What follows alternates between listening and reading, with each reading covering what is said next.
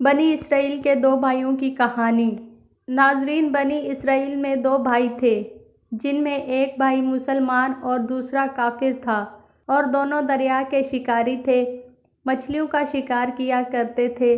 کافر بدھ کو سجدہ کرتا تھا، مگر جب مچھلیوں کے لیے دریا میں جال ڈالتا تو اس قدر مچھلی تھی کہ ان کو کھینچنا مشکل ہو جاتا، مگر مسلمان کے جال میں صرف ایک مچھلی آتی اور اسی پر صبر کے ساتھ خدا کا شکر ادا کرتا۔ اتفاقاً ایک روز اس مسلمان کی بیوی اپنے مکان کی چھت پر گئی تو اس کی نظر کافر کی بیوی پر پڑی جو زیور اور بہترین لباس سے آراستہ تھی۔ یہ دیکھ کر اس مسلمان کی بیوی کے دل میں وسوسہ پیدا ہو گیا کہ کاش میں بھی ایسی ہوتی۔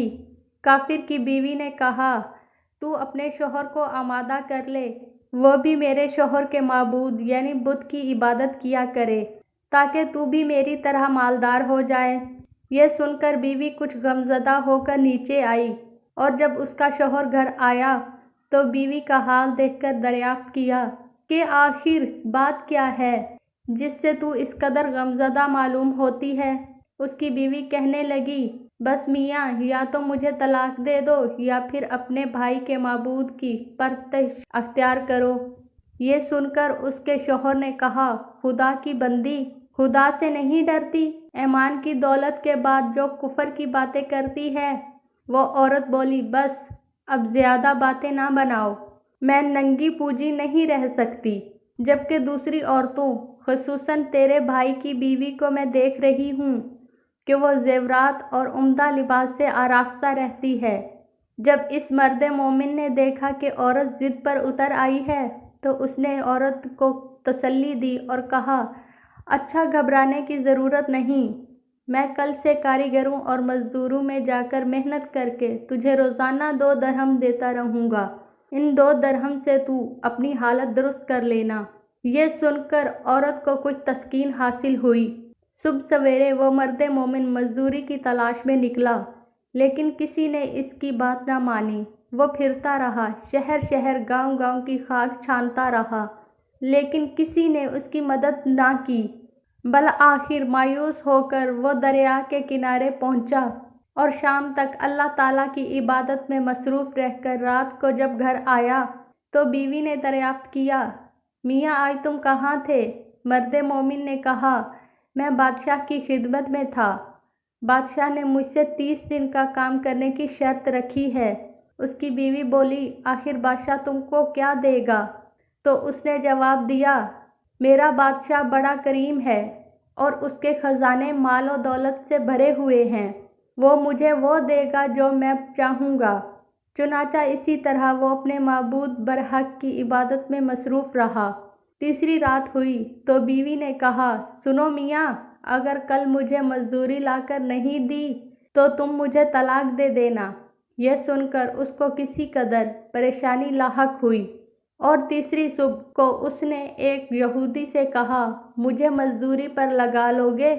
یہ سن کر یہودی کہنے لگا، ہاں، تم کو مزدوری مل جائے گی، لیکن شرط یہ ہے کہ میرے پاس تمہارے کھانے پینے کا کوئی بندوبست نہیں ہوگا۔ چنانچہ مرد مومن روزے کی نیت کر کے یہودی کے ساتھ کام پر گیا۔ ادھر دوسری طرف ایک آدمی اس کی بیوی کے پاس گیا، دروازہ کھٹکھٹایا۔ جب اس کی بیوی باہر نکلی تو اس آدمی نے اس کی بیوی کو 29 اشرفیاں دیں اور کہا، یہ تمہارے شوہر کی مزدوری ہے۔ شوہر 29 دن سے بادشاہ کے کام میں تھا، یہاں تک کہ تمہارے شوہر نے بادشاہ کو چھوڑ دیا۔ اگر وہ 30ویں دن بھی کام پر جاتا تو اس کو بہت سی اجرت ملتی، لیکن وہ یہودی کے پاس چلا گیا۔ اگر وہ مزید بادشاہ کا کام کرتا تو بادشاہ اس کو مزید اجرت دیتا۔ بس یہ لو 29 اشرفیاں، اس میں 1 اشرفی اس لیے کم ہے کیونکہ آپ کا شوہر 30ویں دن کام پر نہیں گیا۔ چنانچہ وہ عورت اس میں سے 1 اشرفی لے کر بازار گئی۔ سنار نے جب اشرفی دیکھی تو 1000 درہم اس کی قیمت عورت کے حوالے کر دی۔ جب شام کو وہ آدمی گھر آیا تو عورت نے اس سے کہا، آج تم کہاں تھے؟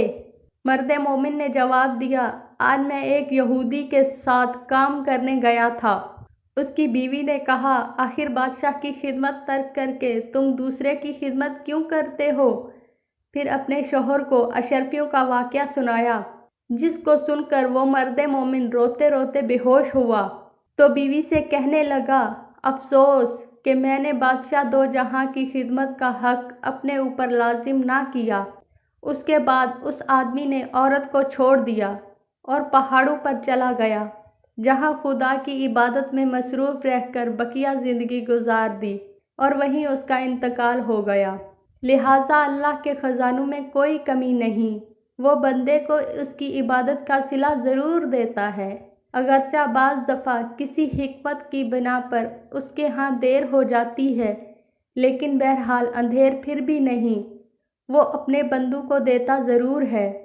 اللہ تعالی ہم سب کو شکر کے ساتھ رہ کر زندگی گزارنے کی توفیق عطا فرمائے۔ آمین یا رب العالمین۔